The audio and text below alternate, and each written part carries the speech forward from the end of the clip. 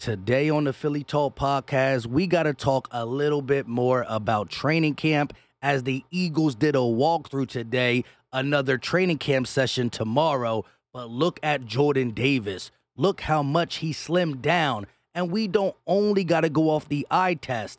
We got the data, the proof to show he's slimmer and in the best shape of his life.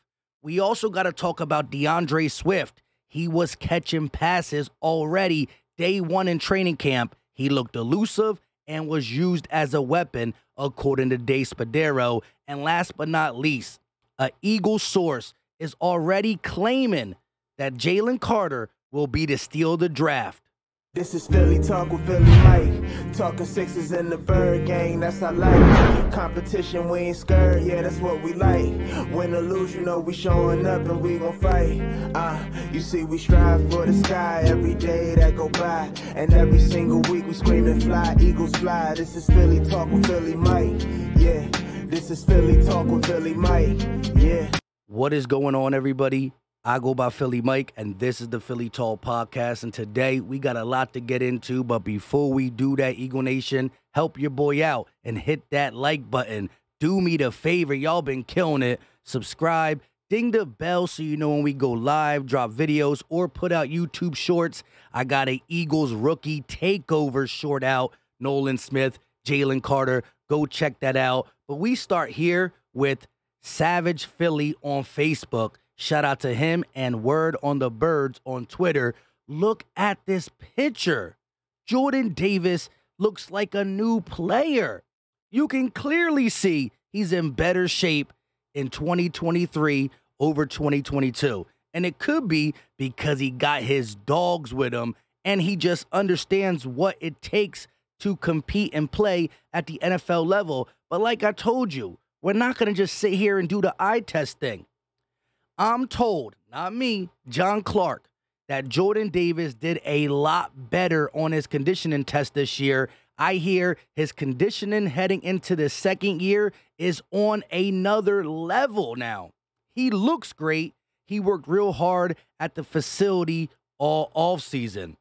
So again, he passes the eye test. You can just clearly see it. But the conditioning test that he took as a rookie and now as a sophomore, remember, we stressed that on the channel. The first day of camp, they weren't going to actually practice. It was pass the conditioning test. And you can just pass it by a little bit or pass it with flying colors. And when you look like this, compared to last year, he passed it with flying colors. We're going to see it. It's going to show in his game. And look what Fletcher Cox said, right? Media asked him about Jordan Davis. He could have just said, yeah, we'll see how he does this year. But this is what he said. He's healthy. Last year, I think he really started to ramp up and then he got hurt. And as a rookie, I think that kind of affected him. He was out for an amount of time. He was out for a decent amount of time. And now he's healthy and he's flying around and you can feel his presence.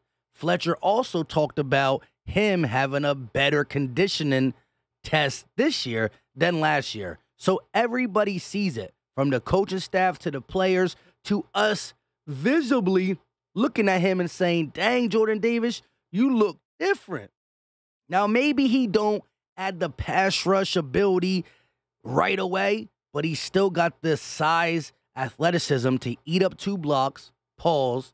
He is going to have his presence felt with Carter on one side, Fletch sometimes, Nolan, Smith, Reddick, Sweat, BG, the list goes on and on. That's why when I see y'all comment, can we have a better year in the sack department? I say, why not? Why not? People think we can't duplicate last year. Why not? Y'all tell me why not, right? Especially if teams are passing on us more. Why not? Why not? Now, DeAndre Swift, I didn't talk about him necessarily. I do want to talk about him and the running back committee thing we kind of touched on in yesterday's video. I was all over the place. I'm trying to get ready for vacation tomorrow. You know how it is, right? DeAndre Swift was looking elusive and a weapon in the passing game on day one of Eagles training camp per Day Spadero. Why am I concerned about it, right? Because Jalen Hurts and the Eagles check the ball down the lowest in the NFL, 3.4% of the time. And we talked about why we brought Swift in. He's a home run hitter, running the ball, but his receiving skills are on another level. There's only like maybe one or two guys in the league that can match him in receiving. I know Kenny G can do it, but not to the level of Swift. I think if Kenny G continues at it, he might be a Swift-type player in the future, maybe for the Eagles. But I like to see the chess piece from Brian Johnson and Nick Sirianni already being installed in the offense. Again, Jalen Hurts and the Eagles had a beautiful deep ball last year. Well, teams are going to have to press up once he's getting matched up one-on-one with linebackers. It's going to be a nightmare and a half for the opposing defense. But Swift already being used out of the backfield, catching the ball. Some people were nervous saying, we might not do it still. You don't make the trade if you're not going to do it. Also, the craziness of the running back thing, right? Trey Sermon reportedly had a good day. Swift was using the passing game. Kenny G didn't say nothing crazy good or crazy bad. He will utilize. And Rashad Penny was the first one to get carries. Boston Scott got carried too.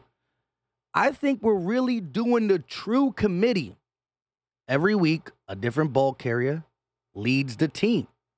Whoever has the hot hand, however the game is going. We need a receiving back. We need a bruiser back. We need a scat back. We need a change-up back. We will see. But the running back position is deep. Rashad Penny, first carry. Swift, passing game. Boston Scott, Kenny G, normal carries. True committee. But Day Spadero really noted the elusiveness and where they used him all across the board day one in training camp.